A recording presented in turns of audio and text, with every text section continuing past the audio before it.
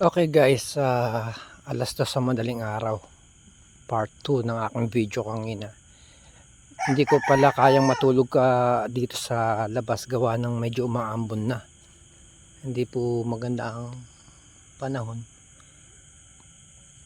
Kaya gumawa na lang akong solusyon.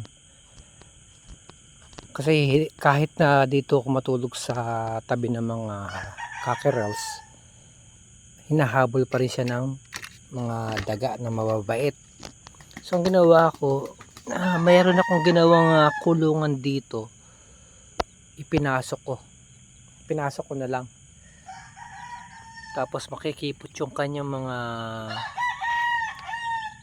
distance dyan. So sa palagay ko hindi na siya kayang pasukin o kainin ng mga mababait. Kasi hindi pala ako pwede matulog dito sa labas gawa ng umaambon na, hindi po maganda ang panahon. So tignan natin. Kagaya ng sinabi ko kanina, backyard breeder lang kami, hindi kami farm na maraming mag-alaga.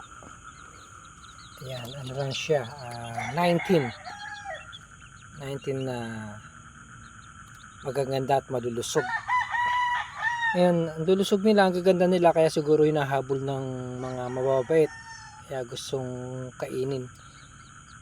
Kasi itong mga kapitbahay namin, mga madugyot kung saan saan nagtatapon ng mga basura, kaya syempre yan ang gustong gusto ng mga daga yung mga madudumi ng mga areas. Kaya ewan ko,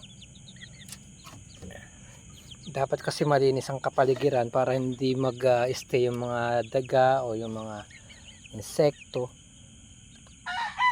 Mahirap na lang magsalita. Sige na guys, kasi madaling araw na rin. At least masaya ako.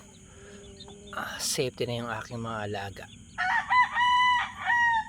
Maybe one day, someday, isa o dalawa rito magpayaman sa akin or sa amin.